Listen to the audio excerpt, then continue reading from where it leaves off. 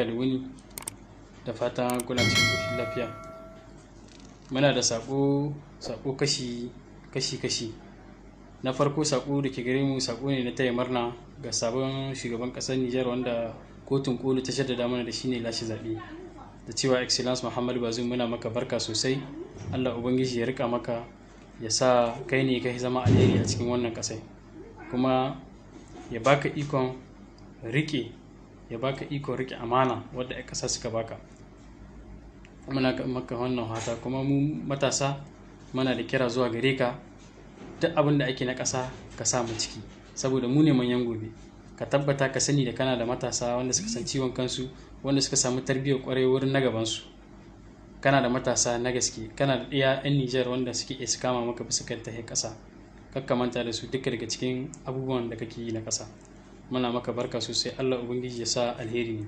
Kira na biyu zuwa ga 'yan Nijar gaba ɗaya, da wanda suka zaɓe shi da wanda ba zaɓe shi ba, mu yi mishi fata na alheri, fata Allah Ubangiji ya sa shi ne ya zama mana alheri. Kuma mu yi fata ga gare shi, mu yi roƙo zuwa gare shi, yadda ya ce ɗazu cikin radiyo yake magana, ya ce yana fatan nan da shekara 5 wanda ba su zaɓe shi masu sa mishi albarka. Kenan mu mishi wannan fatai ya zamanto wannan abin da muke fama da shi yau, bakin abin da ya yi matsa mana cikin Nijar, da ke ga kashe-kashe da ake mana na terrorism, ana kashe mana uwaye, ana kashe mana kannai.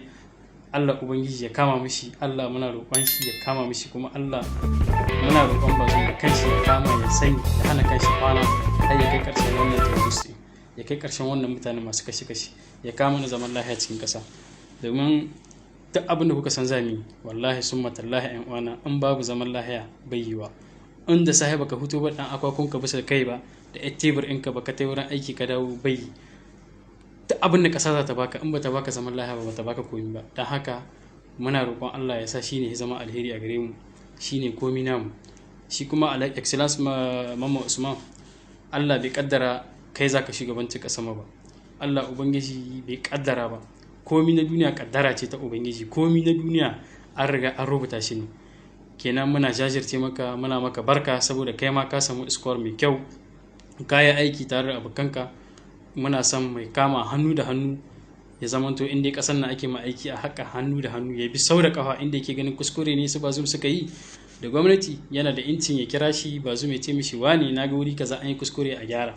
To shi ne muke fata shi ga Mamman Usman ya rangwame kaddara, ya kama a yi aiki da duka 'yan Nijar, wanda suka zaɓi Bazoum da wanda ba su zaɓi Bazoum ba, duka yanzu guda ne. Yanzu ba magana jam'iyya ba ce ake, magana ƙasa ce ake, magana shugaban ƙasar Nijar.